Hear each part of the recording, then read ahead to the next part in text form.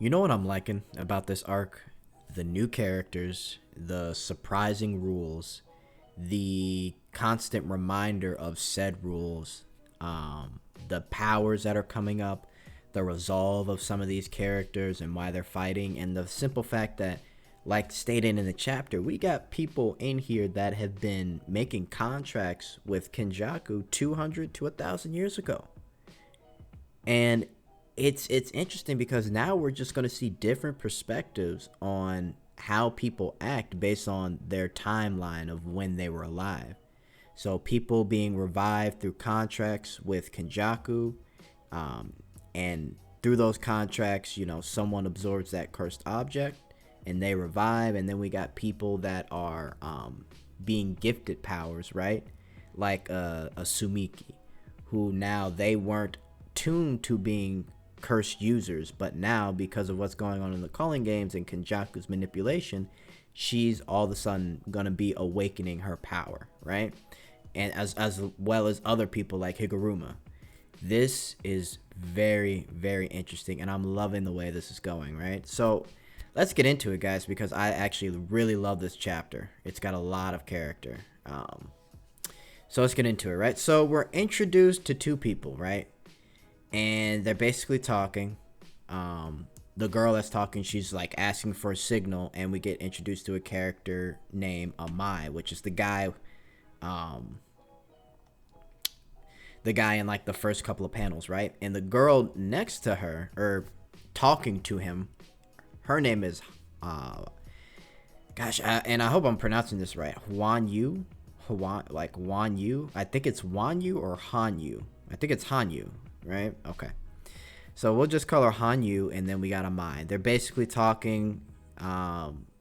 We don't know what exactly they're talking about, but we know that he's waiting for something, and she is waiting for a signal, right?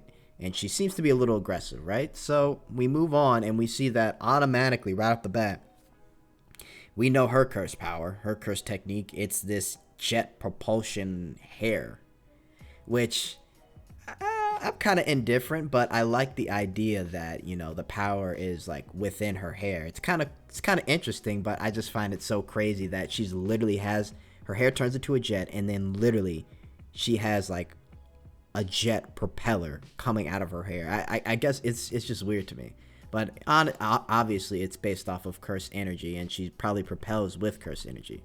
I just find it kind of funny, her power, but I think it's cool and unique, right? Then we move on, right? We got Megumi and Itadori. They're basically talking, and Megumi is basically explaining that there's going to be a lot of different people in this calling game, which we're starting to figure out anyway, right? But on top of that, there are going to be people from as far as 500, 600, 1,000 years ago. So their values in general are going to be different from modern people today's values, especially on top of that, them being Jujutsu sorcerers. So let's say somebody from 1,000 years ago. What's the story currently? I think it's like 2017 in JJK right now. So if we go back 1,000 years ago, that's 1017. So someone 1,000 years ago that's a Jujutsu sorcerer.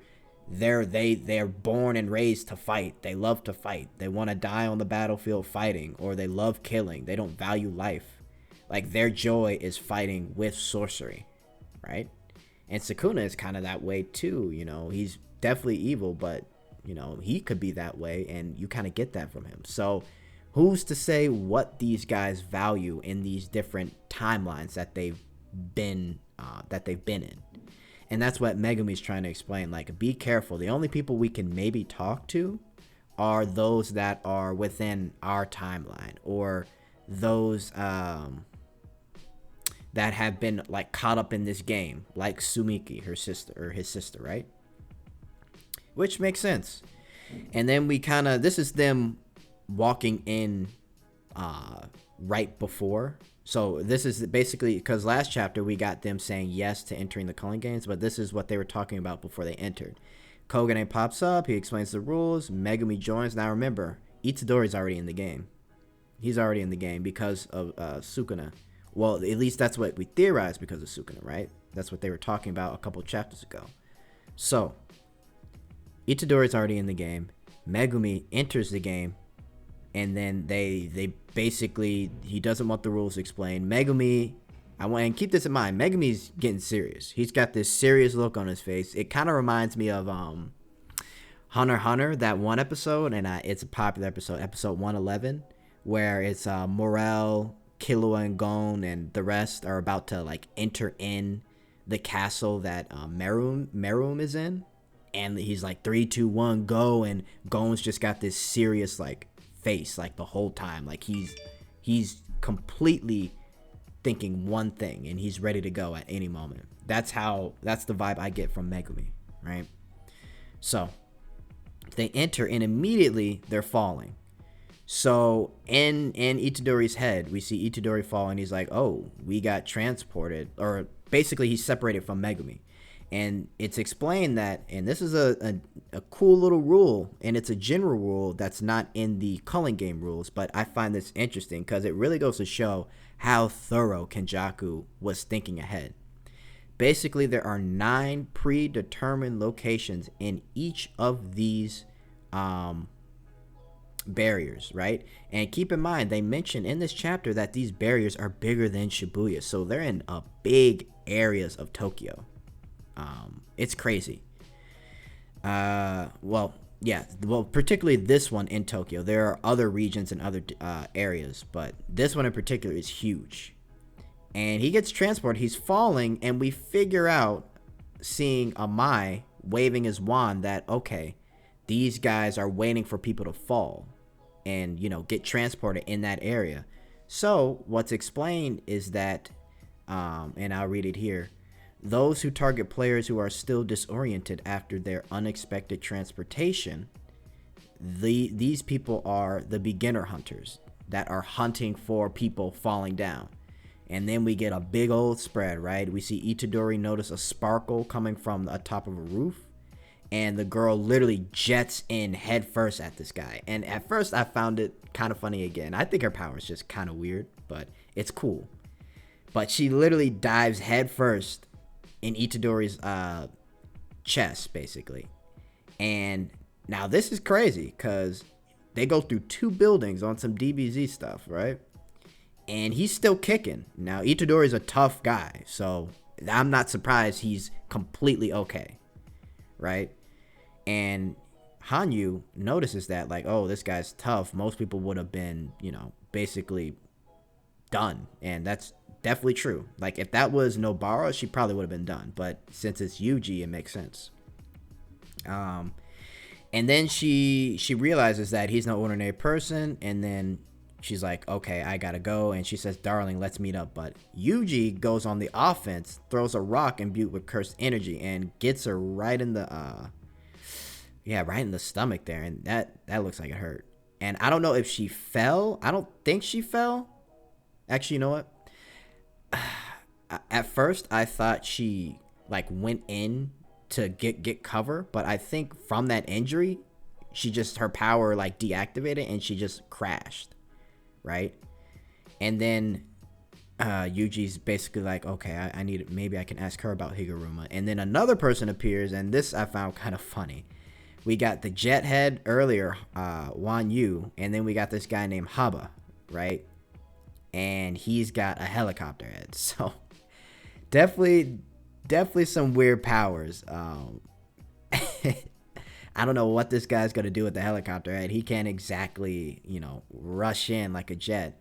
But I do want you guys to notice he's got a nice fit on. He's got like he's got like a shark. It's like a shark vest. I just noticed that. That's actually kind of cool, the shark vest.